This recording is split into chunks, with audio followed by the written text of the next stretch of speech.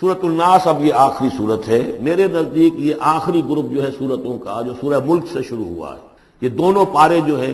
یہ سوائے ان دو صورتوں کے سب مکیات پر مشتمل ہیں صورتوں پر، اور صرف یہ دو صورتیں جو ہیں یہ مدنیات ہیں۔ اور ریسیپروکل نوٹ کر لیجئے، پہلا گروپ جو تھا اس میں مکی صورت صرف ایک تھی، سورہ فاتحہ، اور مدنی صورتیں 6.25 پارے پر پھیلی ہوئی، سورہ بقرہ، آل عمران، نساء اور مائدہ۔ اس کے بالکل برعکس ریسیپروکل نسبت یہاں ہے کہ یہاں پر یہ دو صورتیں ہیں چھوٹی چھوٹی، باقی دونوں پارے جو ہیں سب کی مکی صورت، اور اس آخری صورت کا جوڑ مل جائے گا پہلی صورت کے ساتھ، یہ بھی میں آپ کو بتا دوں۔ بسم اللہ الرحمن الرحیم، قل اعوذ برب الناس، کہیے کہ میں پناہ میں آتا ہوں جو تمام انسانوں کا رب ہے، اس کی پناہ۔ ملک الناس، صرف رب ہی نہیں ہے، بادشاہ ہے، تمام انسانوں کا بادشاہ۔ الہ الناس، تمام انسانوں کا معبود ہے۔ من شر الوسواس الخناس، اس وسوسہ کرنے والے خناس کی جو پیچھے چھپ جاتا ہے، الذی یوسوس فی صدور الناس، جو لوگوں کے سینوں میں وسوسہ اندازی کرتا ہے، اس کے شر سے پناہ مانگے۔ یہ جو شیطان لعین ہے جس کے بارے میں آتا ہے کہ ان الشیطان یجری من الانسان مجری الدم، حضور کی حدیث ہے یہ شیطان تو اس طریقے سے انسان کے وجود میں سرایت کر جاتا ہے جیسے کہ خون سرایت کر رہا ہے۔ یہ شیطان جو ہے، اور یہ آپ وہ بھی پڑھ چکے ہیں، وَلَقَدْ خَلَقْنَا الْإِنسَانَ وَنَعْلَمُ مَا تُوَسْوِسُ بِهِ نَفْسُهُ، ہم نے انسان کو بنایا، ہم جانتے ہیں کہ اس کا نفس امارہ جو ہے، اڈ اور لبیڈو، اس کو اندر کیا وسوسہ اندازی کرتا رہتا ہے۔ تو شیطان کو بھی کوئی اور اختیار حاصل نہیں ہے، ہمارے اپنے سفلی داعیات، ہمارے جو اینیمل انسٹنکٹس ہیں، ہماری جو خواہشات ہیں، شہوات ہیں، ان کو وہ بھڑکاتا ہے، جس کے لیے حدیث میں آتا ہے کہ اس کی تھوتنی جو ہے وہ زمین جو وہ دل کے اوپر ٹکا کر پھونکے مارنی شروع کرتا ہے تاکہ وہ شہوت میں اشتعال پیدا ہو جائے اور سفلی جذبات میں اشتعال پیدا ہو جائے۔ اس کی اس کو اللہ تعالیٰ نے طاقت دی۔ یہ ہے وسوسہ، وسواس الخناس۔ اور خناس کیوں کہا؟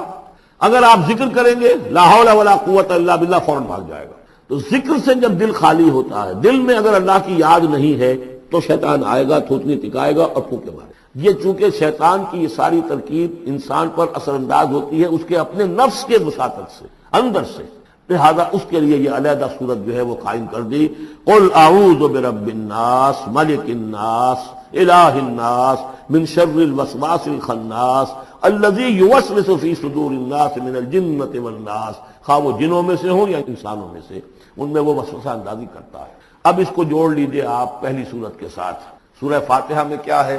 الحمدللہ رب العالمین، قل اعوذ برب الناس، مالک یوم الدین، ملک الناس، ایاک نعبد و ایاک نستعین، الہ الناس۔ اس کے بعد کیا ہے؟ ہم آپ سے مدد چاہتے ہیں، اہدنا الصراط المستقیم۔ یہاں اس کے برعکس ہے، ہمیں اپنی پناہ میں لے لے، بات تو ایک ہی، ہمیں سیدھی راہ کی ہدایت دے، ہمیں شیطان سے پروٹیکشن عطا کر دے، بات ایک ہی ہے، مضمون بالکل وہی سورہ فاتحہ کا۔ قل اعوذ برب الناس، الحمدللہ رب العالمین، الرحمن الرحیم، مالک یوم الدین، ملک الناس، اور معبود ہے ایاک نعبد و ایاک نستعین۔ اب ہم نے استعانت مانگی، اب استعانت، استعاذہ، یہ ایک ہی طرح کے الفاظ ہیں، مدد مانگنا، پناہ طلب کرنا، استغاثہ، استعانہ، استمداد، مدد مانگنا، استنصار، نصرت طلب کرنا، باب استفعال کے تمام الفاظ جمع کر دیجئے۔ تو عبادت، ہم عبادت کرتے ہیں تیری، ایاک نعبد، لیکن ہمیں استعانت، تیری مدد چاہیے اس کے لیے۔ تو معبود ہے، ہم تیری عبادت کا فیصلہ کرتے ہیں لیکن تیری مدد کے محتاج ہیں۔ اے اللہ، ہم تیری عبادت کا وعدہ کرتے ہیں لیکن تیری طرف سے ہمیں پروٹیکشن چاہیے کہ شیطان کے وسوسوں سے، وسوسہ اندازی سے ہمیں محفوظ۔ اس طریقے سے یہ سورہ مبارکہ ایک اعتبار سے مثنیٰ بن جاتی ہے سورہ فاتحہ کا، اور گویا کہ قرآن مجید کی آخری سورت اور پہلی سورت کے مابین ایک مشابہت قائم ہو جاتی ہے۔ بارک اللہ لی ولکم فی القرآن العظیم ونفعنی وایاکم بالآیات والذکر الحکیم۔ دعا ایک تو ابھی ہم پڑھ لیں گے جو دعائے ختم قرآن ہے، میں اس کا ترجمہ آپ کو بتا دینا چاہتا ہوں تاکہ آپ جب وہ دعا سنیں گے تو پھر اس کا ترجمہ بھی آپ کے سامنے رہے۔ تو یہ اور بڑی اہمیت کے ساتھ اس دعا کو سمجھیے۔ اللہم آنس وحشتی فی قبری، اے اللہ میری قبر میں جو وحشت ہوگی تنہائی کی، اس وحشت کو دور کرنے کے لیے مجھے قرآن مجید کا انس عطا کر۔ واقعہ یہ ہے کہ میں جب یہ دعا پڑھا کرتا تھا، جس زمانے میں ابھی آتش جوان تھا، تو میں سمجھتا تھا یہ تو اضافی سا جملہ ہے، اصل تو آگے ہے، اللہم ارحمنی بالقرآن العظیم واجعلہ لی اماما ونورا وہدی ورحمہ۔ لیکن اب جب موت قریب نظر آتی ہے اور قبر جو ہے وہ نظر آ رہی ہے تو معلوم ہوتا ہے کہ اہم ترین حصہ یہی ہے اس دعا کا، جو پہلا حصہ اللہم آنس وحشتی فی قبری، اس وحشت کو مانوس میرے لیے بنا دے، لیکن مانوس بنے گی قرآن کے ذریعے۔ وارحمنی بالقرآن العظیم، اور مجھ پر رحم فرمائیو اس قرآن عظیم کی بدولت۔ واجعلہ لی اماما ونورا وہدی ورحمہ، اور اس دنیا میں پروردگار اس قرآن کو میرے لیے امام بنا دے، میں اس کی پیروی کروں۔ لیکن یہ الفاظ کہتے ہوئے اپنے دل کو دیکھنا ہوگا کہ خود اپنا ارادہ ہے یا نہیں۔ عزم ہو کہ ہاں اب قرآن کو اپنا امام بنانا ہے، اس کے پیچھے چلنا ہے، تب تو اللہ تعالیٰ سے دعا کرتے ہوئے بھی انسان جو ہے پھر اسے سجتی ہے یہ دعا۔ اور ایسا کوئی شعوری فیصلہ ہے ہی نہیں تو پھر یہ ایک روٹین ہے، بس آپ نے ایک الفاظ ہے جو زبان سے کہہ دیے ہیں۔ ذالک قولہم بافواہہم، اپنے منہ سے نکلنے والی باتیں اور کچھ نہیں۔ واجعلہ لی اماما ونورا، نور بنا دے، وہدی، ہدایت بنا دے، اور رحمت بنا دے۔ اللہم ذکرنی منہ ما نسیت، اے اللہ مجھے یاد کرا دے اس میں سے جو میں بھول جاؤں۔ وعلمنی منہ ما جہلت، اور جس چیز کو میں اس میں سے جانتا نہیں ہوں، اور ہم تو سب سے جاہل ہیں، کتنے فیصد لوگ ہیں جو جانتے ہیں قرآن میں ہے کیا۔ لیکن بہرحال دعا مانگیے کہ اللہ تعالیٰ ہمت دے، آپ قرآن سیکھیں، قرآن سیکھنے کے لیے عربی سیکھیں۔ علمنی منہ ما جہلت، لیکن یہ بھی اگر آپ کا اپنا ارادہ نہیں ہے کہ سیکھنا ہے تو اللہ تعالیٰ زبردستی تو آپ کے دل میں آ کے قرآن کا علم نہیں ڈال دے گا۔ قرآن کا علم تو بڑی قیمتی شے ہے، دنیا کا کوئی فن ہو، کوئی معمولی سا کوئی فن ہے، وہ بھی سیکھنا پڑتا ہے، محنت کرنی پڑتی ہے۔ جیسا کہ حضرت علی نے فرمایا، بڑے اونچے اشعار ہیں، یغوث البحر من طلب اللآلی، جو شخص بھی موتیوں کا طلبگار ہوتا ہے اسے سمندر میں غوطہ زنی کرنی پڑتی۔ ومن طلب العلا سہر اللیالی، جو کسی بلند مقام تک پہنچنا چاہتا ہے زندگی میں وہ راتوں کو جاگتا ہے، محنت کرتا ہے، پڑھتا ہے، جو بھی مشقت کرتا ہے۔ ومن طلب العلا من غیر قد، اور جو کوئی بلندی کا طلبگار بن جائے بغیر کوشش کے، اضاع العمر فی طلب المحالی، پھر وہ اپنی عمر ضائع کر بیٹھتا ہے ایک محال چیز کی طلب میں۔ وہ تو ہونے والی بات نہیں ہے، یہ دنیا اللہ نے بنائی ہے کہ محنت کرو۔ تو یہ دعا مانگتے ہوئے علمنی منہ ما جہلت، تو اپنا ارادہ کریں پختگی کے ساتھ۔ اور چونکہ یہاں وہ نظام اب چلنے والا ہے، اس کا پراسپیکٹس بھی نیچے موجود ہے۔ 1 ایئر کورس جو ہم نے شروع کیا ہے انجمن خدام القرآن کے تحت، وہ لاہور میں ہوتا آ رہا ہے بہت سے سالوں سے، یہاں بھی 1-2 مرتبہ ہو چکا ہے، اب اس سال پھر یہ شروع ہو رہا ہے، اور یہ 23 فروری تک اس کے جو ہے وہ اس کی کلاسز شروع ہوں گی۔ اس سے پہلے ڈیٹس وغیرہ ہیں، پراسپیکٹس چھپ چکا ہے، نیچے دفتر سے آپ کو مل جائے گا، 5 روپے اس کی پراسپیکٹس کی قیمت ہے۔ لیکن آپ دیکھیے اور اس سے فائدہ اٹھائیے کہ ہم نے کیا کیا کچھ پڑھ لیا ہے، لیکن یہ کہ ہم نے اتنی عربی نہیں سیکھی کہ قرآن مجید کو براہ راست سمجھ۔ فرمایا وعلمنی منہ ما جہلت وارزقنی تلاوتہ، اور مجھے اے اللہ ہمت دے، نصیب فرمائیے کہ میں اس کو پڑھتا رہا کروں، آنا اللیل و آنا النہار،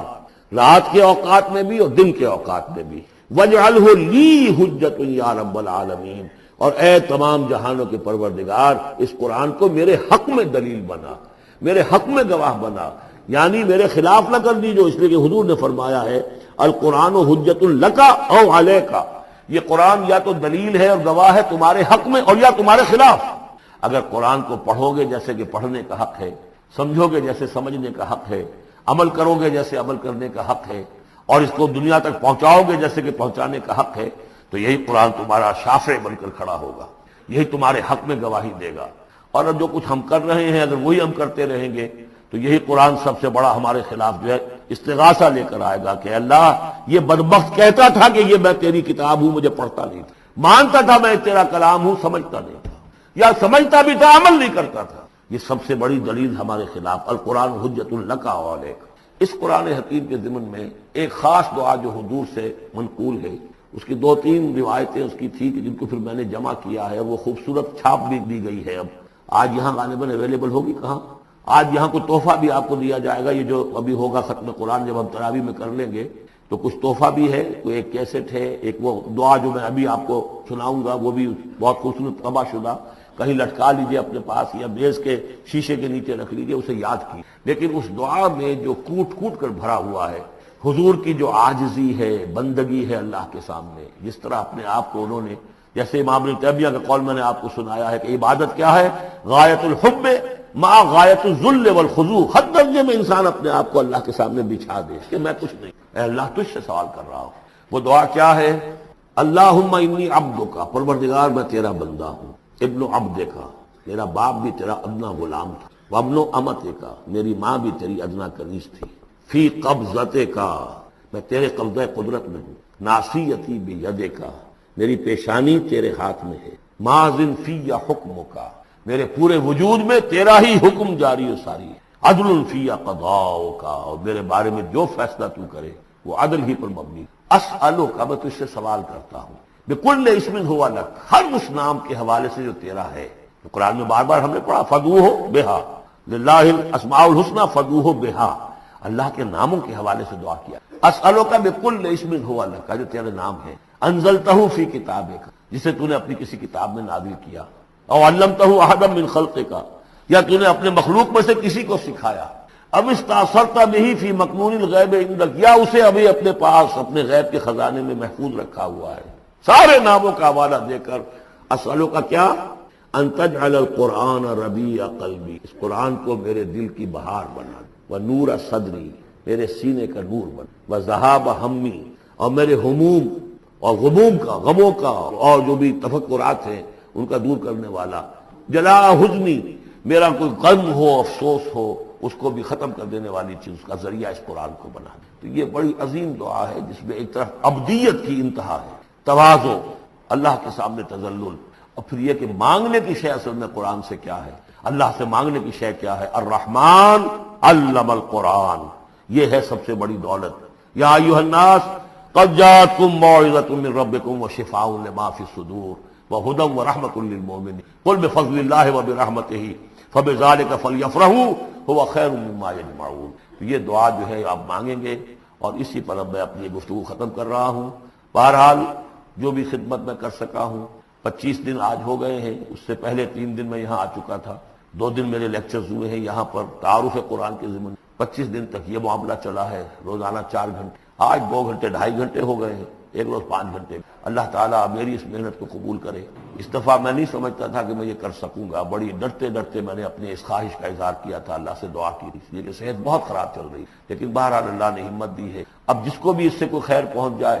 وہ میرے حق میں بھی دعا کرے۔ باقی اصل بات سمجھنے کی یہ ہے کہ 25 دن تک جو کچھ قرآن ہم نے سمجھا ہے، اب میں چاہوں گا کہ اس کے بعد یہ نماز ہم پڑھیں گے، اس کے بعد وہ دعا جو ہے ختم قرآن کی امام صاحب حافظ صاحب جن کے پیچھے ہم نے سنا ہے وہ مانگیں گے، اس کے بعد شیرینی اور تحفہ تقسیم ہو جائے گا، اور پھر یہ سمجھیے کہ آدھے گھنٹے کا وقفہ ہوگا تاکہ آپ وہ فریش اپ ہو جائیں۔ پھر 1 گھنٹے میں جتنے سوالات کے جوابات میں دے سکوں گا، جو سوالات آئے ہیں میں جواب دوں، باقی کو پھر قرض رکھ لیں گے، پھر کسی کبھی یار زندہ صحبت باقی، اور پھر جو ہے مجھے آپ سے آخری گفتگو کرنی ہے، اور مجھے بتانا ہے کہ دین کا کوئی کام جو میں کر رہا ہوں کس نہج سے کر رہا ہوں، اس کے کون کون سے شعبے ہیں، کس کس سے آپ کس طور سے متعلق ہو سکتے ہیں، اس میں میری دعوت کیا ہے، میرے دست و بازو بنے تو، اور اپنے طور پر کریں تو،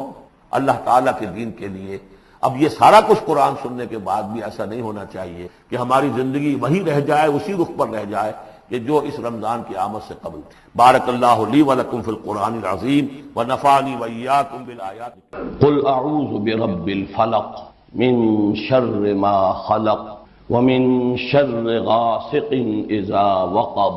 ومن شر النفاثات في العقد ومن شر حاسد اذا حسد۔ بسم اللہ الرحمن الرحیم۔ قل اعوذ برب الناس ملک الناس الہ الناس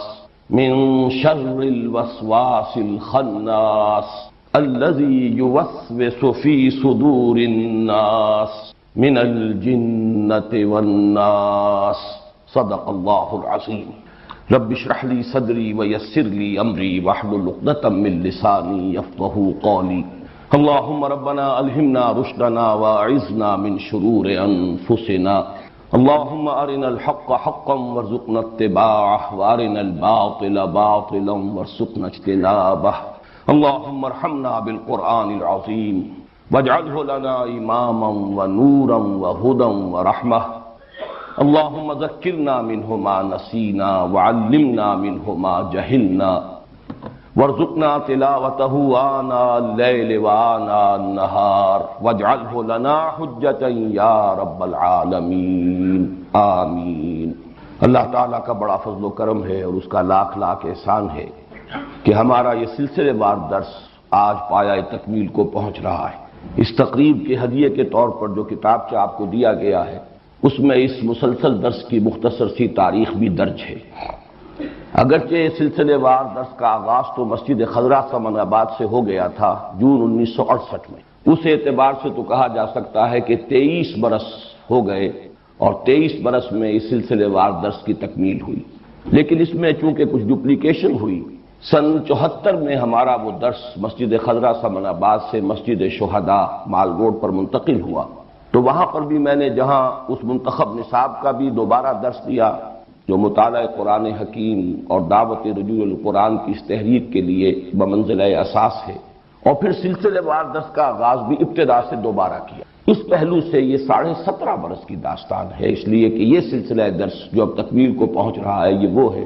کہ جو سن 74 میں مسجد شہداء مال روڈ سے شروع ہوا تھا۔ قرآن حکیم کی سورتوں کا آخری جوڑا، جس میں جوڑے ہونے کی نسبت بہت ہی نمایاں ہے اور جن کے لیے ایک نام ہے المعوذتان، ان میں سے ایک سورت کا ہم مطالعہ پچھلے ہفتے کر چکے ہیں، لیکن میں نے اس وقت تلاوت ان دونوں صورتوں کی ہے، اس لیے کہ جو حضرات گزشتہ ہفتے درس میں موجود نہیں تھے، ایک تو یہ کہ ان کے سامنے ان معوذتان کی جو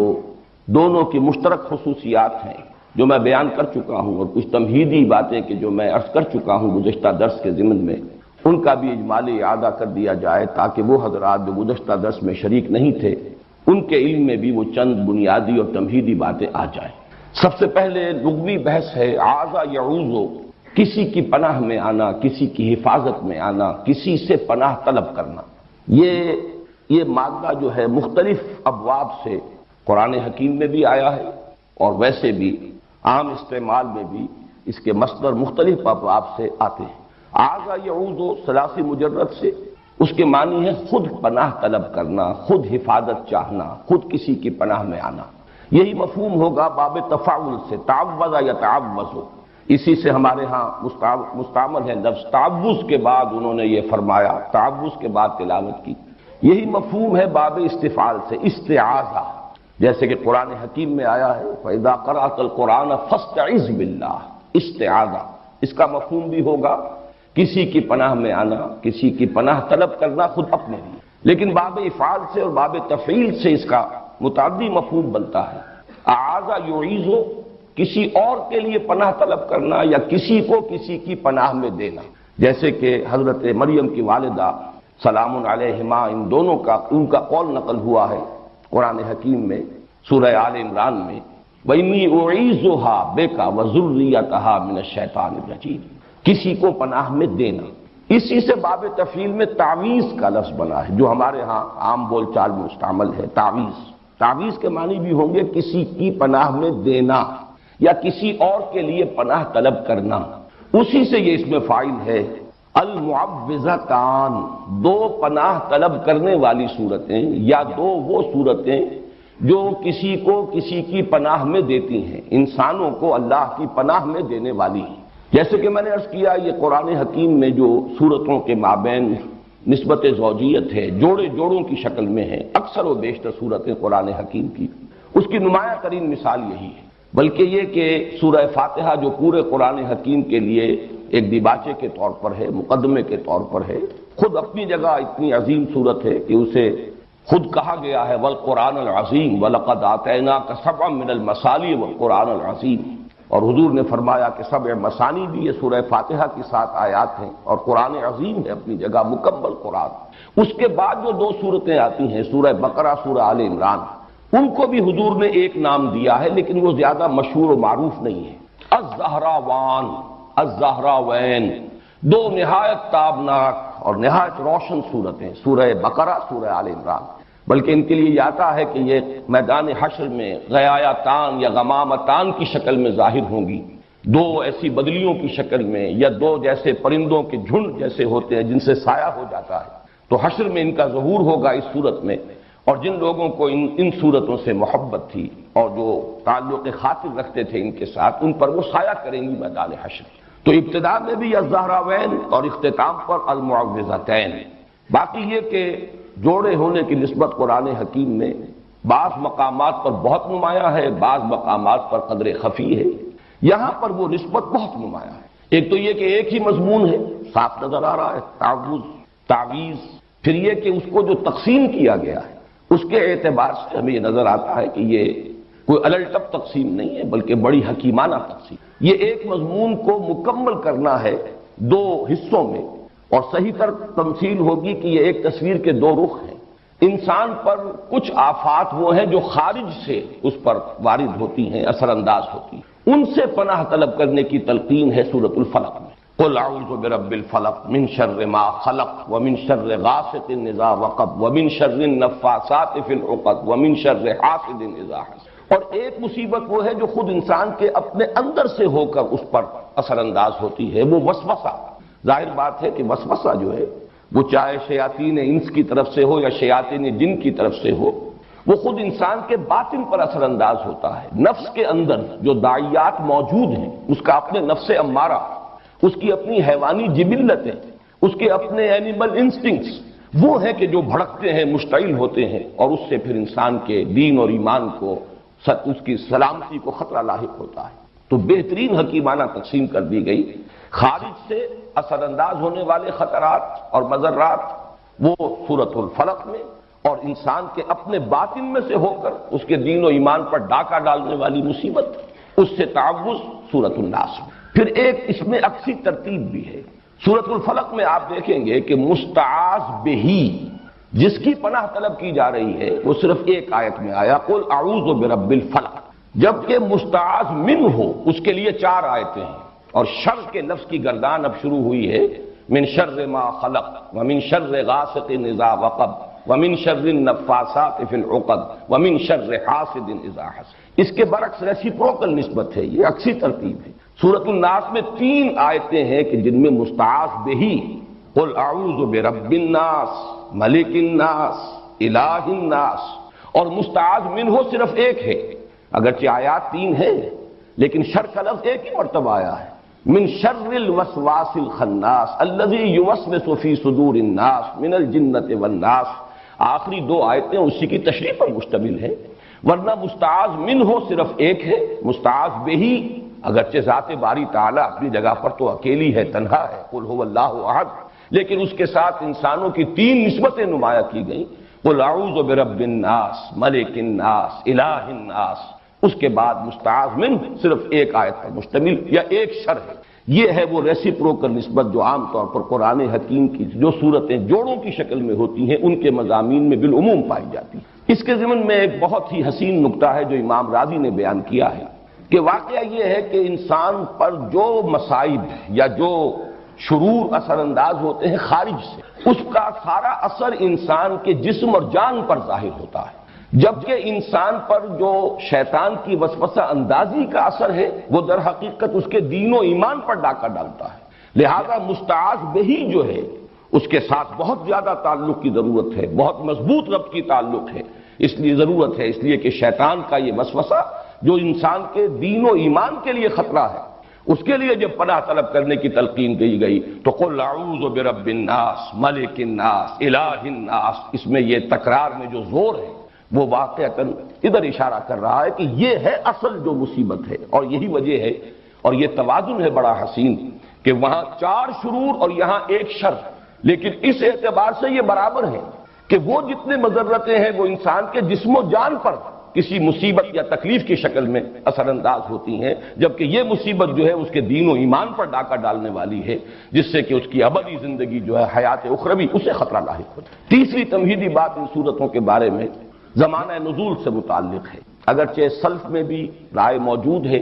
کہ یہ دونوں صورتیں مکی ہیں، اور ہمارے اس دور کے مفسرین میں سے مولانا مودودی صاحب نے بھی اس رائے کو قبول کیا ہے، لیکن اکثر مفسرین کا اس پر اجماع ہے کہ یہ صورتیں مدنی ہیں. اور اس کے ضمن میں خاص طور پر ایک صحیح حدیث صحیح مسلم میں جو موجود ہے حضرت عقبہ ابن عامر رضی اللہ تعالی عنہ سے، میرے نزدیک وہ فیصلہ کن ہے،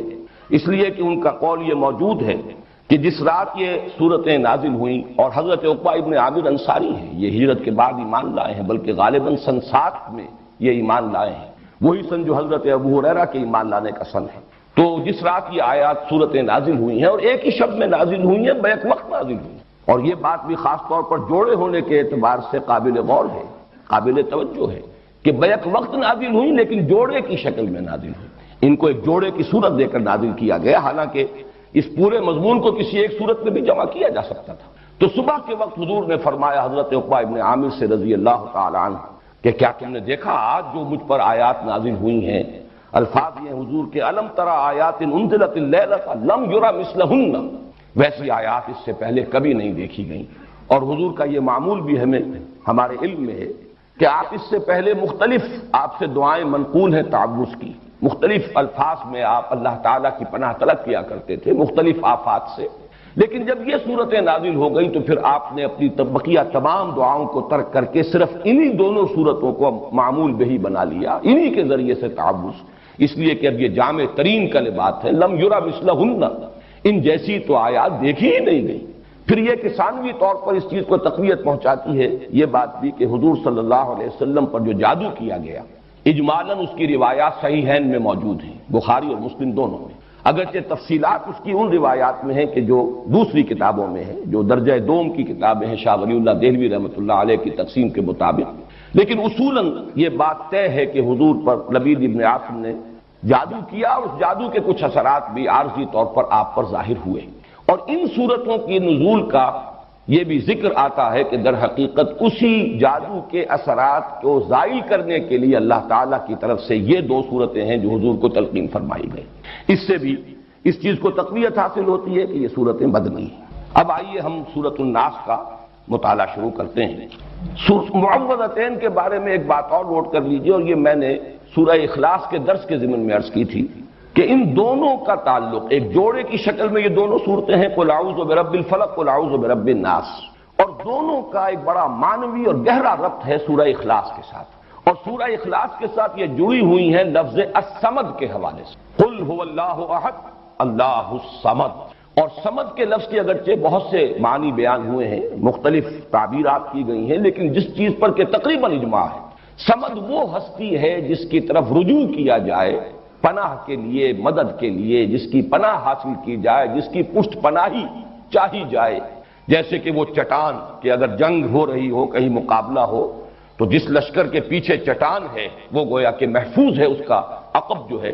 اور اس اعتبار سے ہمیشہ وہ چٹان کو اپنے پیچھے رکھ کر یا کوئی پہاڑ کے دامن میں آ کر، تاکہ ایک طرف سے خطرہ ہو صرف سامنے سے، پیچھے سے کوئی خطرہ لاحق نہ ہو، تو اس چٹان کو بھی صمد کہا جاتا ہے۔ بڑے بڑے سردار جو ہوتے تھے انہیں صمد کہتا ہے، اور یہ لفظ وہ ہے جو قرآن حکیم میں صرف ایک مرتبہ آیا، قل هو اللہ احد اللہ الصمد۔ تو یہ جو اللہ تعالیٰ کی ذات کی شان ہے کہ اسی کی پناہ طلب کی جا سکتی ہے، تمام آفات سماویہ ہوں، ارضیہ ہوں، خارجی ہوں، باطنی ہوں، نفسانی ہوں، یا یہ کہ مادی ہوں، ان سب سے جس ہستی کی پناہ طلب کی جانی چاہیے یا کی جا سکتی ہے، یا جو ہستی کے پناہ دے سکتی ہے، وہ صرف ایک ہے اور وہ اللہ ہے، قل هو اللہ احد اللہ الصمد۔ اس حوالے سے یہ پناہ طلب کرنے کی تلقین اس ذات سے جو صمد ہے اپنی شان میں، اس سے پناہ طلب کرو کن کلمات سے؟ قل اعوذ برب الفلق الى آخر السورہ، قل اعوذ برب الناس الى آخر السورہ۔ تو گویا کہ یہ دونوں صورتیں آپس میں جوڑے ہونے کی حیثیت رکھتی ہیں، اور پھر دونوں کی دونوں منسلک ہیں سورہ اخلاص سے، اور اس کے خاص طور پر لفظ الصمد سے۔ یہی وجہ ہے کہ حضور صلی اللہ علیہ وسلم کا جو معمول ہمیں معلوم ہوتا ہے مختلف روایات سے، اور یہ بھی صحیحین کی روایات بھی ہیں، کہ آپ رات کو سونے سے قبل اپنی دونوں ہتھیلیوں کو جوڑ لیتے تھے، اور ان پر یہ تین صورتیں آپ تلاوت کر کے پھونکتے تھے، سورہ اخلاص اور معوذتین، اور پھر اپنے دونوں ہاتھوں کو جسم پر پھیر لیتے تھے جہاں جہاں تک بھی وہ ہاتھ پہنچ سکے۔ اور یہ آپ کا ایسا مستقل معمول تھا کہ نبی اکرم صلی اللہ علیہ وسلم جب بیمار ہوئے مرض وفات میں، اور جب آپ کی نقاہت بہت بڑھ گئی، پھر یہی عمل حضرت عائشہ کرتی رہی رضی اللہ تعالیٰ عنہ، حضور کے ہاتھ اپنے ہاتھ میں لے کر اور اس پر وہ پڑھ کر پھونکا، اور پھر حضور کے ہاتھوں کو اپنے ہاتھوں کے ذریعے سے ہاتھ پکڑ کر حضور کا، اور وہ آپ کے پورے جسم پر جیسے آپ کا معمول تھا آپ پھیرتی تھی۔ اس میں یہ تینوں صورتیں حضور نے جمع کی، اور بعض روایات میں لفظ بھی آتا ہے معوذات، یہ تینوں مل کر بھی در حقیقت ایک مضمون کی چونکہ تکمیل کر رہی ہیں۔ تو میں نے ایک لفظ جو ہے جو حضرات مستقلاً میرے اس درس میں شریک رہے انہیں معلوم ہے کہ 6 سوروں کی میں نے ایک اصطلاح ہے وہ اس کو عام کیا ہے کہ قرآن حکیم میں بعض جگہوں پر ایسا ہے کہ 2 صورتیں جوڑوں کی شکل میں ہیں اور پھر ایک صورت ان کے ساتھ منسلک ہے، وہ ایک ضمیمے کے طور پر ہے، یا یہ کہ اس سے پہلے وہ آئی ہے اور وہ پریزائڈنگ پوزیشن میں ہے اور جوڑا اس کے ساتھ منسلک ہے، اور اس طریقے سے متعدد مقامات پر قرآن حکیم میں یہ سہ سورے یعنی تین تین سورتوں کے سب گروپس وجود میں آئے. یہی معاملہ اس سے پہلے سہ سورے کا ہے. قل یا ایھا الکافرون منفرد مزاج کی صورت ہے اور اس کے ساتھ منسلک ہے سورۃ النصر اور سورۃ اللہب. یہ دونوں در حقیقت اس پیشن گوئی پر مشتمل ہیں کہ فتح آ کر رہے گی، محمد کا مشن کامل ہو کر رہے گا صلی اللہ علیہ وسلم، کفر کی قوت ٹوٹ کر رہے گی اور اس کا سب سے بڑا نمایاں چونکہ وہاں فرد ابو لہب تھا، اس کے ہاتھ ٹوٹ کر رہیں گے، وہ تباہ و برباد ہو کر رہے گا. یہ دونوں صورتیں در حقیقت ایک ہی مضمون کے دو پہلوؤں کو بیان کر رہی ہیں. مدد آئے گی اور مشن کی تکمیل ہوگی اور وہ وقت آئے گا کہ لوگ جوق در جوق اور فوج در فوج اللہ کے دین میں داخل ہوں گے. اسی مضمون کا گویا کہ عکس ہے. کفر کی طاقت ٹوٹ کر رہے گی، ابو لہب کے ہاتھ جو ہے برباد ہو کر رہیں گے. یہ دونوں صورتیں جڑی ہوئی ہیں کس سے؟ جس میں اعلان برات کیا گیا قل یا ایھا الکافرون لا اعبد ما تعبدون ولا انتم عابدون ما اعبد ولا انا عابد ما عبدتم ولا انتم عابدون ما اعبد لکم دینکم ولی دین. تو اس طرح پر قرآن حکیم کی یہ آخری 6 صورتیں دو سہ سوروں کی شکل میں، سورہ کافرون اور ان کے ساتھ جوڑا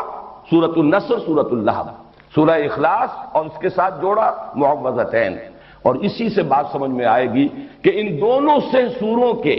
جو ابتدائی صورتیں ہیں، جو پریزائڈنگ پوزیشن میں ہیں دونوں سہ سوروں میں، ان کے درمیان بڑا گہرا ربط ہے. میں نے مثال بھی دی تھی، آج بھی عرض کر رہا ہوں کہ اگر 2 ٹرائنگلز آپ بنائیں اپنے سامنے ہی کاغذ پر، جن میں سے ایک کے اوپر سورہ کافرون اور نیچے کے دونوں زاویے جہاں ہیں وہاں سورۃ النصر اور سورۃ اللہب، اور دوسری ٹرائنگل کے اوپر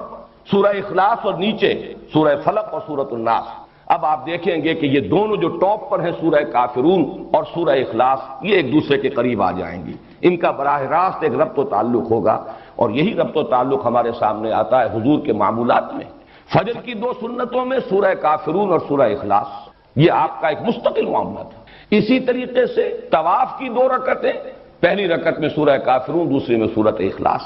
معلوم ہوا کہ ان دونوں میں بڑا گہرا ربط ہے. پھر یہ کہ سورہ اخلاص کو جہاں کہا گیا ثلث قرآن کہ یہ 1/3 قرآن کے مساوی ہے، وہاں سورہ کافرون کو فرمایا گیا ربع قرآن، یہ بھی 1/4 قرآن کے مساوی ہے. تو ان دونوں صورتوں کی عظمت اور ان کا جو باہمی قرب اور مناسبت ہے وہ ان 6 سوروں کی ترتیب کو اگر سامنے رکھا جائے تو بہت نمایاں ہو جائے. اب آئیے قل اعوذ برب الناس ملک الناس الہ الناس، یہ ہے مستعاذ بہ، جس کے ذریعے سے استعاذہ کیا جا رہا ہے، جس کی پناہ طلب کی جا رہی ہے یا جس کی پناہ طلب کرنے کی تلقین کی جا رہی ہے. قل کے لفظ کو شامل کیجئے، کہو میں پناہ میں آتا ہوں، میں پناہ طلب کرتا ہوں لوگوں کے رب کی، لوگوں کے بادشاہ کی، لوگوں کے الہ اور معبود کی. یہ جو 3 الفاظ آئے ہیں اور ہم ان تینوں آیات پر ایک ہی وحدت کی حیثیت سے غور کریں گے، اس لیے کہ یہ مستعاذ بہ ہے، جس کی پناہ طلب کی جا رہی ہے، جس کی حفاظت چاہی جا رہی ہے. ان میں سب سے پہلے جیسا کہ میں نے اپنے آخری درس میں عرض بھی کیا تھا، سورہ اخلاص کا جب ہم مطالعہ کر رہے تھے کہ اگرچہ اس سے پہلے درس کے دوران لفظ اللہ جو ہے، اللہ کا یہ نام بے شمار مرتبہ آیا ہے، لیکن شروع میں اس کی وضاحت کی تھی. اللہ کی لغوی بحث، اس کا مادہ کیا ہے، اس کے مفاہیم کیا ہیں، یا پھر میں نے سورہ اخلاص میں آ کر ان باتوں کو دہرایا ہے. اور میں نے عرض کیا تھا کہ لفظ رب کا جہاں تک تعلق ہے اس پر انشاءاللہ گفتگو ہوگی سورۃ الناس میں، حالانکہ یہ لفظ سورۃ الفلق میں بھی آ چکا ہے قل اعوذ برب الفلق قل اعوذ برب الناس. آج میں چاہتا ہوں کہ اس لفظ کی بھی لغوی بحث، اور اس میں ایک اشکال ہے، وہ اشکال ہے کہ جس میں میں بھی بہت عرصے تک مبتلا رہا، اس لیے کہ عام طور پر اس لفظ کا ترجمہ کیا جاتا ہے پالن ہار، پروردگار، پرورش کرنے والا، درجہ بدرجہ ترقی دینے والا. حالانکہ یہ لفظ جب آتا ہے قرآن مجید میں، جیسے کہ سورہ بنی اسرائیل میں آیا ہے وَقُلْ رَبِّ ارْحَمْهُمَا كَمَا رَبَّيَانِي صَغِيرًا، اب یہ ربیانی یہ تربیت سے بنا ہے، باب تفعیل ہے، تربیہ. اب یہ کہ یہ مادہ را با با سے ہے یا را با وا سے ہے، اس میں بڑی بحث اور بڑا اشکال مجھے بھی رہا، اس لیے کہ در حقیقت را با اور با رب، اس کا اصل مفہوم جو سمجھ میں آتا ہے وہ ہے مالک ہونا، رب الدار، گھر کا مالک، رب المال، مال والا جس کی انویسٹمنٹ ہے. مضاربت اگر ہے، ایک شخص جو ہے اس نے انویسٹ کیا ہے وہ رب المال ہے، اور دوسرا شخص جو ہے وہ مضارب ہے، وہ کام کر رہا ہے، محنت کر رہا ہے. تو رب کا لفظ جہاں بھی آتا ہے در حقیقت اپنے اصل مفہوم میں اس کا مفہوم جو ہے لغوی، مجھے جو اشکال لاحق رہا وہ یہی تھا کہ وہ تو اس کے استعمالات کا اگر ہم جائزہ لیں تو وہ تو مالک ہونے کے مفہوم میں آتا ہے، رب المال، رب الدار، رب البیت۔ اس میں رب کا لفظ، اب جیسے خاص طور پر رب البیت، یہ جو خانہ کعبہ ہے اس کا رب، خانہ کعبہ کی تو کوئی تربیت نہیں، اس کی کوئی پرورش نہیں، اس کا کوئی پالنا پوسنا نہیں، وہاں تو در حقیقت رب کا مطلب مال، جیسے رب المال ہے اسی طرح رب الدار ہے، مال والا، گھر والا، مال کا مالک، رب کا مالک، گھر کا مالک۔ لیکن یہ کہ یہ لفظ جو ہے، اب میں نے اس پر جب مزید غور کیا تو متعدد الفاظ ایسے ہیں کہ جس میں یہ را با با جس طریقے سے ہے، اسی طرح شین قاف قاف شق، دال سین سین دس، اس سے جب باب تفعیل میں مصدر بنتے ہیں، جیسے کہ وہاں پر شق سے جو شین قاف یا، یہ بھی مادہ ہے، شین قاف یا کا مادہ ہے جس کا مفہوم آتا ہے نامراد ہونا، شقاوت، شقی جو نامراد ہے، ناکام ہے۔ اب جب سورہ طٰہٰ میں لفظ آیا طٰہٰ ما انزلنا علیک القرآن لتشقیٰ، طٰہٰ ہم نے یہ قرآن آپ پر اس لیے تو نازل نہیں کیا، وہاں ترجمہ میں دیکھتا ہوں کہ آپ مشقت میں پڑھیں، حالانکہ مشقت کے لفظ کے لیے مادہ آنا چاہیے شین قاف قاف، وہاں شین قاف یا ہے تشقا، تو یہ ایک اشکال رہا میرے ذہن میں۔ اسی طریقے سے دسا، دال سین سین، اور دسا یہ جو آیا ہے قد افلح من دساہا وقد خاب من، قد افلح من زکاہا وقد خاب من دساہا، یہاں پر بھی وہ اشکال ہے۔ تو یہ اشکال ہوا امام رازی کی جب تفسیر میں پڑھ رہا تھا سورۃ الشمس کی، تو انہوں نے بعض نحویین کا یہ قول نقل کیا کہ یہ مادے در حقیقت دال سین سین اور دال سین یا، یہ بہت ایک دوسرے کے برابر ہم معنی ہے، بلکہ ایک ہی لفظ کی بدلی ہوئی شکل ہے۔ یہی اصول اگر ہم اس کا اطلاق کریں را با با اور را با وا پر، تو اس کا مطلب یہ ہے کہ یہ دونوں الفاظ بہت قریب ہیں، ان کو علیحدہ مادے بھی کہا جا سکتا ہے اور ایک مادہ بھی قرار دیا جا سکتا ہے۔ چنانچہ میں نے جب تحقیق کی ہے تو عجیب صورت سامنے آئی کہ لغت کے ایک بہت بڑے امام اور خاص طور پر مفردات القرآن کے مصنف، اتنی عظیم کتاب لکھنے والے امام راغب اصفہانی، انہوں نے را با با کے مادے کے ساتھ اس میں رب کے ساتھ صرف ربا یربی کو ایک ہی کہا ہے کہ یہ ربا یربی تربیت، اور را با با یہ در حقیقت ایک ہی مادہ، یہ دو مادے علیحدہ ہیں ہی نہیں۔ جبکہ فؤاد عبد الباقی، اس نے جو کتاب لکھی ہے المعجم المفہرس لالفاظ القرآن الحکیم، اس نے اس کو بالکل برعکس رب کے ساتھ صرف اربابن، ربیون، ربانیون، ربائب کے لفظ کو جمع کیا ہے، باقی اربا یربی، ربا یربی، ان سب کو وہ ایک علیحدہ جو مادہ ہے اس کے ساتھ لیتے ہیں۔ اس اعتبار سے ان میں جو قرب ہے، ان میں جو ترادف پیدا ہو گیا ہے، اور دو اتنے عظیم جو ہمارے مفکرین ہیں لغت کے ماہرین، ان میں بھی یہ اختلاف پیدا ہوا، تو اس کی بنا پر یہ سمجھیے کہ یہ رب کا مفہوم جو عام طور پر عام ہو گیا ہے، پالنے والا، پوسنے والا، یہ اس وجہ سے ہے کہ یہ را با وا اور را با با یہ دونوں بالکل ہم معنی اور ایک دوسرے کے قریب اور مترادف یہ مادے ہیں۔ اس لیے عام طور پر ترجمہ جب بھی رب کا کیا جائے گا تو پالنہار، پروردگار، پالنے والا، پوسنے والا، بلکہ یہ کہ امام راغب اصفہانی نے تو کہا ہی یہ ہے کہ را با با ہے ہی تربیہ، اور تربیہ کا مفہوم کیا ہے؟ کسی شے کو حالن فحالن ترقی دینا، درجہ بدرجہ ترقی دیتے ہوئے اس کے نقطۂ عروج تک، اس کے نقطۂ کمال تک پہنچا دینا، یہی لفظ رب کا اصل مفہوم ہے۔ اس کے بعد آئیے دوسرا لفظ ملک، اس میں بھی نوٹ کیجئے ملکیت، مالکیت، اور اس سے آگے ملکیت، بادشاہت، یہ بھی مادہ تو ایک ہی ہے۔ یہی وجہ ہے کہ سورہ فاتحہ میں مالک یوم الدین بھی ہے اور ملک یوم الدین بھی اس کی قرأت موجود ہے۔ مالک اور ملک میں کوئی فرق نہیں، اس لیے کہ ملکیت ہی پہ سارا معاملہ ہے۔ جو شے میری ملکیت ہے، اس کا مطلب یہ ہے کہ میں اس میں حق تصرف رکھتا ہوں، جو چاہوں اس کے ساتھ معاملہ کروں، اور یہی حق تصرف ایک اجتماعی سطح پر آ کر بادشاہت کا تصور جو ہے اس کو جنم دیتا ہے۔ بادشاہ جو ہے، جیسے کہ فرعون کا قول نقل ہوا قرآن حکیم میں، الیس لی ملک مصر، کیا مصر کی بادشاہی میرے لیے نہیں؟ وہذہ الانہار تجری من تحتی، اور یہ جو دریا ہیں یا جو نہریں بہ رہی ہیں وہ میرے نظم کے تحت، میرے کنٹرول میں۔ آج کی اصطلاح میں ہم کہہ سکتے ہیں کہ جس کو چاہوں موگا دوں، جس کو چاہوں نہ دوں، جس کے لیے چاہوں موگا جو ہے اس کے پانی کے لیے میں اس کے میں اضافہ کر دوں، اور جس کے لیے چاہوں اس کے اندر کمی کر دوں، یہ میرا اختیار ہے۔ تو در حقیقت ملکیت، مالکیت اور ملکیت یہ ایک ہی مادے کی مختلف شکلیں ہیں، اس لیے کہ جو شخص کسی شے کا مالک ہو، جو ہستی، وہی در حقیقت اس کی بادشاہ ہے، اس کو اس کے اندر اختیار حاصل ہے تصرف کا کہ جس طرح چاہے تصرف کرے۔ کیا یہاں کچھ دریوں کا انتظام نہیں کیا تھا؟ کچھ لوگ کھڑے ہوئے ہیں، مجھے تو آپ حضرات آگے آ جائیے، چاہے یہاں بیٹھ جائیں جب تک دریا نہیں آ رہی، لیکن کھڑے رہنا تو درست نہیں ہے۔ تیسرا لفظ جو ہے الہ، اس پر جیسا کہ میں نے عرض کیا ہے، میں سورہ اخلاص کے درس کے ضمن میں تفصیلاً عرض کر چکا ہوں۔ اب میں چاہتا ہوں کہ ان تینوں الفاظ کے حوالے سے حکمت قرآنی کا جو ایک بہت بڑا خزانہ ہے اور قیمتی موتی ہے، اس کی طرف ہم توجہ کریں۔ ان تینوں الفاظ میں جو نسبت ہے رب اور ربوبیت، ملک اور ملکیت، اور پھر اس کے ساتھ الہ، اگر اس کا آپ جائزہ لیں گے تو انسان کے ذہنی ارتقاء کے یہ تین منزلیں ہیں کہ جن کی نشاندہی ان تین الفاظ کے ذریعے سے ہوتی۔ بچپن میں جبکہ ابھی انسان کو، بچے کو کسی اور شے کا احساس نہیں سوائے اس کے کہ اس کی احتیاجات ہیں، بھوک لگتی ہے،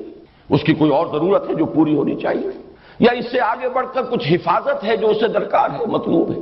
اور اس کا یہ تصور اس سے آگے دنیا سے اسے کوئی سروکار نہیں ہے، اس کی ساری بحث اسی سے ہے۔ بھوک لگی ہے، دودھ ملنا چاہیے، اور جو بھی اس کا ساز و سامان فراہم کر دے وہی اس کا منعم ہے، وہی محسن ہے۔ لہذا یہ ربوبیت کا سارا تصور بچپن میں جو والدین کی ذات کے ساتھ منسلک ہے، والدین کے ساتھ ہی اس کا بچے کا ذہنی رشتہ ہوتا ہے، اس لیے کہ اسے اس سے زیادہ اس دنیا سے ابھی کوئی اور سروکار ہے ہی نہیں۔ اسے تو اپنی احتیاج، اپنی ضروریات، جو بھی زندگی کے بنیادی لوازمات ہیں، بس اس کے اپنے اندر سے ایک تقاضا ابھرتا ہے، اور جو بھی اس تقاضے کو پورا کر دے وہ اس کا منعم ہے، وہی اس کا محسن ہے، اور یوں کہا جا سکتا ہے لفظی اعتبار سے وہ اس کا رب ہے۔ اس سے ذرا آگے انسانی شعور ترقی کرتا ہے، آپ خود جائزہ لیں گے اور اپنے ماضی میں جھانکیں گے تو نظر آئے گا کہ پھر ایک ملکیت کا تصور پیدا ہوتا ہے۔ ذرا سا بچہ بڑا ہو جائے، یہ میرا کھلونا ہے، یا میرا کھلونا ہے، کسی اور کو ہاتھ لگانے کا حق حاصل نہیں ہے۔ میں دوں تو ٹھیک ہے، مجھے اختیار ہے کہ میں دوں، اس کھلونوں سے کسی اور کو کھیلنے کی اجازت دوں تو صحیح ہے، لیکن میری مرضی کے بغیر کوئی اس کھلونے کو ہاتھ نہیں لگا سکتا۔ یہاں سے اب وہ ملکیت اس سے آگے بڑھے گی تو وہ گھر کی ملکیت بھی ہے، اور بھی جو بھی انسان کے اندر، اور ملکیت کے ساتھ اس کے اندر تصرف کا اختیار مطلق، جو میں چاہوں میں اس کے ساتھ کر سکتا ہوں، جس کو چاہوں دوں اور جس کو چاہوں روک دوں کہ وہ اس سے نہ کھیلے۔ لیکن واقعہ یہ ہے کہ جب انسان کا شعور پختہ ہوتا ہے، نفسیاتی پختگی، میں اس کو وہ جسمانی پختگی اور جسمانی بلوغت سے علیحدہ کر کے کہہ رہا ہوں، جسمانی بلوغت تو ہو جاتی ہے انسان کی 14-15 سال پر، لیکن نفسیاتی بلوغت، اب اس کے اندر ایک اور تقاضا ابھرتا ہے، اور وہ تقاضا یہ ہے کوئی محبوب ہو، کوئی مطلوب ہو، کوئی مقصود ہو، کوئی نسب العین ہو، کوئی آدرش ہو، کسی شے کے لیے جیوں، کسی شے کے لیے مروں، زندگی محض زندہ رہنے کے لیے نہیں، زندگی برائے زندگی نہیں، بلکہ زندگی کسی نسب العین کے لیے ہو، زندگی کسی مقصود کے لیے ہو، مطلوب کے لیے ہو۔ یہ ہے در حقیقت انسان کی فطرت کی پیاس، جبکہ انسان کا شعور اور اس کی اپنے اندر کی نفسیاتی کیفیت جب بلوغ کو پہنچتی ہے تو ایک محبوب، یا اسی کے لیے ایک لفظ اور استعمال کیجئے، ایک زمانے میں ایک عربی نظم پڑھی تھی بڑی پیاری، اب تک اس کا نقش ہے، اور وہ یہ کہ فتش لقلبک عن رفیق، اپنے لیے کوئی ساتھی تلاش کرو۔ انسان کے اندر ایک جذبہ ابھرتا ہے، اگرچہ یہ کہ جیسے کہ حضور صلی اللہ علیہ وسلم کا بھی جو آخری الفاظ آپ کی زبان مبارک سے ادا ہوئے ہیں آپ کے انتقال سے کے عین وقت، ان میں بھی یہی لفظ آیا ہے، اللہم فی الرفیق الاعلی، رفیق اعلی، بس اب اسی کی طرف مراجعت ہے۔ اب تو پروردگار تیرا ہی قرب درکار ہے، بس وہی، اب یعنی گویا کہ دنیا سے، جیسے کہ روایات میں آتا ہے کہ حضور نے فرمایا تھا کہ انبیاء کو ایک اختیار دیا جاتا ہے، جب موت کا وقت آتا ہے ان کا اس دنیا سے نقل مکانی کا، تو وہ انہیں ایک اختیار دیا جاتا ہے، چاہیں تو ابھی اور رہیں اور چاہیں تو آپ براجعت اختیار کریں، آپ کا مشن مکمل ہوا، آپ کی بات جس حد تک مطلوب تھی ہو چکی، اب آپ چاہیں تو رہیے مزید اور چاہیں تو واپس تشریف لے آئیے۔ اس وقت کی در حقیقت اسی کا جواب ہے اللہم فی الرفیق الاعلی۔ تو یہ رفیق جو ہے فتش لقلبک عن رفیق وتجول وحدک فی القفار کمسافر یبغی الدیار لکنہ فقد السبیل افما لقلبک من مسیرک من دلیل فتش لقلبک عن رفیق۔ کوئی دوست، کوئی محبوب، کوئی جسے وہ چاہے، جس سے محبت کرے، جس کے لیے ایثار کرے، جس کے لیے قربانی کرے، جس کے لیے جیے، جس کے لیے مرے، یہ کوئی ہستی، یہ در حقیقت فطرت انسانی کی پکار ہے۔ اسی کے لیے الفاظ استعمال ہوں گے، آدرش، نصب العین۔ جو انسان اللہ تک نہیں پہنچ پاتے وہ کوئی وطن کو اپنا آدرش بناتا ہے، نصب العین بناتا ہے، وطن کے لیے جیتا ہے، وطن کے لیے مرتا ہے۔ کوئی کسی نظریے کو، کسی تصور کو، ایک تصور کے حسن مبہم پر ساری ہستی لٹائی جاتی ہے۔ کوئی تصور ہے، کوئی عزم ہے، لوگوں نے اشتراکیت کے لیے جانیں دی ہیں، لوگوں نے اپنے وطن پر جانوں کو قربان کیا ہے، لوگوں نے کسی اور شے کی عظمت کے لیے سب کچھ تج دیا۔ یہ در حقیقت انسان کی فطرت کی وہ پکار ہے کہ کوئی محبوب، کوئی مطلوب، کوئی مقصود، کوئی نصب العین، کوئی آدرش۔ یہ تین اگر سٹیجز آپ کے ذہن میں رہیں انسان کے نفسیاتی، ذہنی، فکری ارتقاء کی، کہ سب سے پہلی منزل ہے میری ضروریات، مجھے کھانے کو چاہیے، مجھے پینے کو چاہیے، مجھے رہنے کو چاہیے، مجھے کسی کی حفاظت چاہیے، مجھے کسی کی مدد اور نصرت کی ضرورت ہے، کوئی روزی رساں، کوئی مشکل کشا، کوئی پشت پناہ، کوئی حمایتی، یہ ہے سب سے پہلا۔ اس کے بعد دوسری سٹیج ہے ملکیت، جسے قرآن مجید میں دوسرے مقام پر یوں تعبیر کیا گیا ہے، اعلموا انما الحیات الدنیا لعب ولہو وزینۃ وتفاخر بینکم۔ اب یہ جو فخر کا مرحلہ آتا ہے، میں، میری جائیداد، میرے اموال، میری اولاد، تکاثر فی الاموال والاولاد، یہ سارا معاملہ وہ ہے جس میں میری ملکیت، میرا ساز و سامان، میرا اختیار، یہ ملکیت، ملکیت، یہ دوسرا تصور ہے، ملکیت۔ اور تیسرا جو ہے کوئی آدرش، کوئی نصب العین، کوئی محبوب، کوئی مطلوب۔ بالکل اسی ترتیب سے یہ تین الفاظ آئے ہیں۔ اصل میں انسان کی عقل کی پختگی، یہ تو میں نے انسان کی نفسیاتی ارتقاء کے مراحل بیان کیے۔ عقل کی پختگی کیا ہے؟ انسان پہچان لے کہ اگرچہ میری ضروریات زندگی بے شمار سلسلوں سے ہو کر آ رہی ہیں، سورج کی تمازت بھی ہے جس سے فصلیں پکتی ہیں، یہ ہوائیں چلتی ہیں، بارشیں برستی ہیں، پانی ہے، اس کے بغیر کوئی سوال ہی نہیں، بارش نہ برسے تو فصل نہیں ہوگی، فصل نہیں ہوگی تو کھانے کو کچھ نہیں ملے گا۔ یہ سارا سلسلہ اسباب اپنی جگہ پر ہے، لیکن عقل ایک ہی چھلانگ میں پھر پہنچتی ہے مسبب الاسباب پر، کہ یہ سارا سلسلہ اسباب کسی ایک ہستی کی گرفت میں ہے۔ رب وہی ہے۔ والدین کی ربوبیت کا تصور جو بالکل بچپن میں ہوتا ہے، آغاز میں، اس سے ابھر کر پھر یہ تصور جب آتا ہے رب الناس، کل کائنات کا، بلکہ یہ کہ اب سورہ فاتحہ کی پہلی آیت سامنے لائیے، الحمدللہ رب العالمین۔ اور ہر جگہ آپ نوٹ کریں گے قرآن حکیم میں کہ ہر جگہ پر یہ رب کا لفظ جو ہے یہ سب سے پہلے لایا گیا ہے۔ سورہ بقرہ کی جو تیسرے رکوع کی پہلی آیت ہے، یا ایھا الناس اعبدوا ربکم الذی خلقکم، اے لوگو بندگی کرو اپنے اس رب کی جس نے تمہیں پیدا کیا۔ بلکہ پہلی آیات جو نازل ہوئی، اقرأ باسم ربک الذی خلق، پڑھو اپنے اس رب کے نام سے جس نے پیدا کیا۔ اس لیے کہ در حقیقت ربوبیت ہی کا تصور ذہن انسانی کے اندر سب سے پہلے آنے والا تصور ہے، بالکل عہد طفولیت میں اپنی احتیاج کا تصور، اپنی ضرورتوں کا تصور۔ لیکن یہ کہ عقل جو ہے اس تمام سلسلہ اسباب کو تو سائنس نے کھنگالا ہے۔ ہمیں معلوم ہے کہ کس طریقے سے سورج کی تمازت سے بخارات جاتے ہیں اور وہ بارش بنتے ہیں، پھر وہ زمین پر آتے ہیں، ہوائیں چلتی ہیں، کہاں سے کہاں بادلوں کو لے جاتی ہیں، پھر یہ کہ فصلیں جب ابھرتی ہیں تو پکتی ہیں سورج کی تمازت سے، یہ سب کچھ معلوم۔ لیکن جسے اس سے اگلی بات بھی معلوم ہو گئی کہ یہ پورا سلسلہ اسباب اللہ تعالیٰ کے قبضہ قدرت میں ہے، وہ گویا کہ اس نتیجے پر پہنچا کہ رب الناس اور رب العالمین وہی ہے اللہ، الحمدللہ رب العالمین۔ اسی طرح یہ میری میز اور یہ میری کرسی اور یہ میرا کھلونا اور یہ میرا مکان اور میرا سامان اور میرا ملک، میرا قبیلہ، میری قوم، میرا اختیار، میری حکومت، الیس لی ملک مصر، یہ سب کچھ ہے۔ لیکن یہ کہ انسان کی عقل کی رسائی جو ہے اگر ہو جائے حقیقت تک تو ملک الناس، بادشاہ حقیقی اللہ ہے۔ یہ جس کے پاس بھی کوئی اختیار ہے وہ صرف ظاہری ہے، یا تو ہم کہیں گے ظاہری ہے۔ جب ہم کہتے ہیں لا حول ولا قوت الا باللہ، بظاہر مجھے محسوس ہو رہا ہے کہ یہ مجھے نقصان پہنچا سکتا ہے، یہ اس وقت گن لے کر میرے سامنے کھڑا ہے، نشانہ بھی لے لیا ہے، میری جان گویا کہ اس کے قبضہ قدرت میں آ گئی ہے، ذرا سی انگلی کی حرکت جو ہے اس سے میری جان یہ لے لے گا۔ یہ سب کچھ دیکھ کر بھی انسان جب کہتا ہے لا حول ولا قوت الا باللہ، لا مؤثر فی الحقیقت الا اللہ، لا فاعل فی الحقیقت الا اللہ، تو معلوم ہوا کہ اختیار مطلق تو اللہ کا ہے۔ تمام اسباب مادی جمع ہو جائیں تب بھی اختیار ان اسباب میں اس کا نہیں ہے کہ نتیجہ ضرور نکال دیں، الا باذن اللہ، مگر اللہ کا اگر اذن ہو تو نتیجہ نکلے گا، اللہ کا اذن نہیں ہے تو نتیجہ نہیں نکلے گا۔ اس لیے کہ بادشاہ حقیقی صرف اللہ ہے، مختار حقیقی صرف اللہ ہے، مختار مطلق صرف اللہ ہے۔ اسی تصور سے در حقیقت وہ جو ہمارے ہاں الحمدللہ کے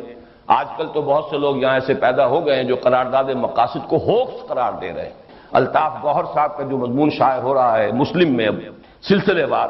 اس کی پہلی قسم میں انہوں نے قرارداد مقاصد کو ایک ہوکس قرار دیا، ایک فراڈ قرار دیا۔ لیکن واقعہ یہ ہے کہ وہ تو میں سمجھتا ہوں کہ اس صدی کے بڑے عظیم واقعات میں سے ایک واقعہ ہے کہ اس 20ویں صدی کے نصف کے قریب ایک پوری قوم 10 کروڑ کے اس وقت بھی ہم تھے، پاکستان 2 حصوں پر مشتمل تھا، اس وقت بھی ہماری آبادی 10 کروڑ سے متجاوز تھی، اگرچہ آج اتنے عرصے کے بعد صرف یہ نصف حصہ جو ہے بلکہ نصف کم تر حصہ بھی 10 کروڑ سے آگے بڑھ گیا، لیکن اس وقت بھی پورا پاکستان 10 کروڑ سے زائد آبادی پر مشتمل تھا۔ اتنی بڑی ایک قوم نے اس بات کا اقرار کیا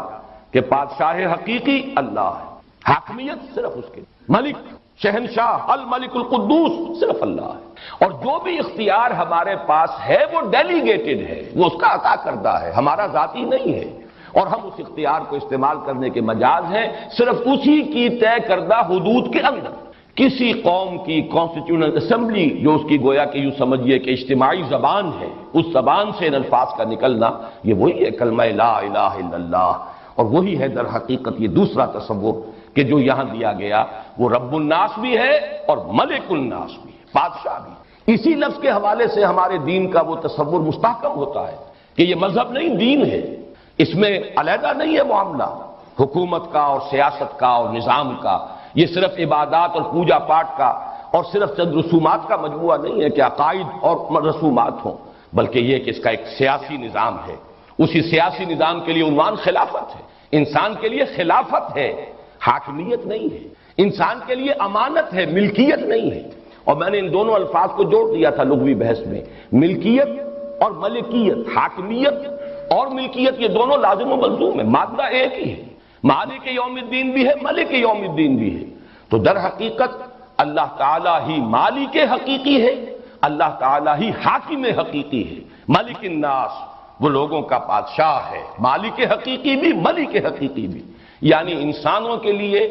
حاکمیت نہیں خلافت ہے، انسانوں کے لیے ملکیت نہیں امانت ہے۔ این امانت چند روزہ دست ماست، در حقیقت مالک ہر شے خداست۔ یہ دوسری بات ہے کہ ہم ملکیت کے اس فریب کے اندر مبتلا ہو جاتے ہیں، وہ جو ہلدی کی گانٹھ مل گئی ہے اور اسے لے کر ہم سمجھتے ہیں کہ پنساری بن گئے ہیں، ہم سمجھتے ہیں میری شے اور میری ملکیت اور میری جائیداد اور میرا مکان اور میرا محل اور میری یہ اور میری وہ،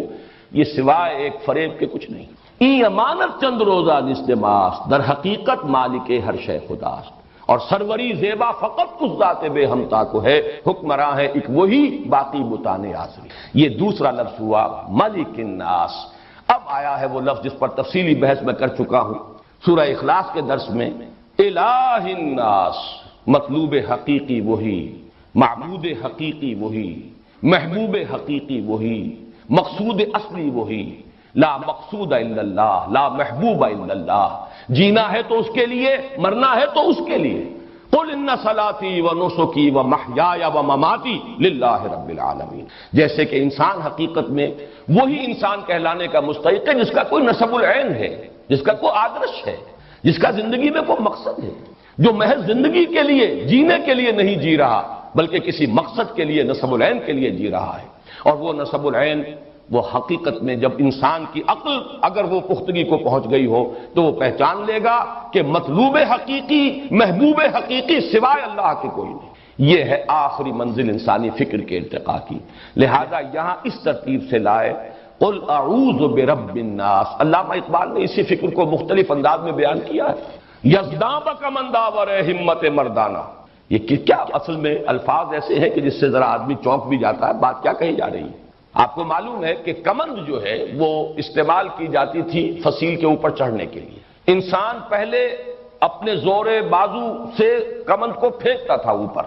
جتنی اونچائی پر جا کر وہ کمند اٹک جائے گی اتنا ہی انسان اب اس کے سہارے سے جا سکتا ہے۔ اگر وہ 20 فٹ تک گئی ہے تو آپ 20 فٹ تک ہی جا سکتے ہیں، آگے تو نہیں جا سکتے۔ اگر آپ نے 40 فٹ تک پہنچا لی ہے تو آپ 40 فٹ تک پہنچ جائیے. تو پہلے کمند پھینکیے بلند، اور اس کے بعد آپ اس بلندی تک خود پہنچیں گے. یہ جو سورہ حج کے اندر فرمایا گیا ضعف الطالب والمطلوب، اگر مطلوب گھٹیا ہے تو طالب بھی گھٹیا ہی رہے گا. آدرش پست ہے تو انسانی شخصیت پست رہے گی. نصب العین جو ہے وہ بہت ہی نیچے ہے، لو ہے، تو انسانی شخصیت بھی بہت نچلی سطح پر رہے گی. آدرش بلند ہے، نصب العین بلند ہے، آپ کا مقصود و مطلوب بلند ہے، تو اب آپ کی اپنی شخصیت کو ترفع حاصل ہوگا اس کے حوالے سے. اسی کو کہا گیا ضعف الطالب والمطلوب. اگر مطلوب کمزور ہے تو طالب بھی کمزور، مطلوب پست ہے تو طالب بھی پست. کسی نے وطن کو بنایا، کسی نے قوم کو بنایا، کسی نے اولاد کو بنایا. کتنے ہی لوگ ہیں جو صرف اولاد کے لیے جیتے ہیں، اپنی توانائیاں انویسٹ کر دیتے ہیں صرف اولاد کے لیے. ان کا مقصود و مطلوب اولاد ہے، اس کے سوا کچھ نہیں. کوئی بلند کا نصب العین نہیں. کچھ لوگ ہیں جو صرف اپنی ذات،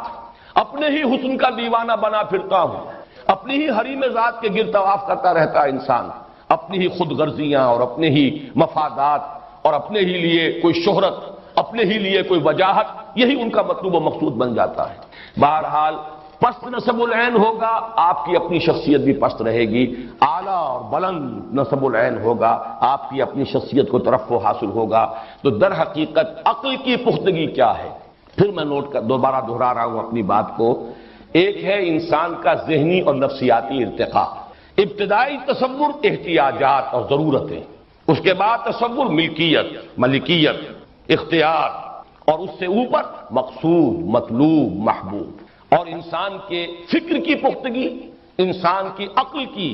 جو رسائی ہونی چاہیے حقیقت کبریٰ تک، اس کا مظہر کیا ہے؟ وہی ایک ذات، وہی ذات واحد عبادت کے لائق، زبان اور دل کی شہادت کے لائق. وہی ہے رب، وہی ہے ملک، اور وہی ہے الہ.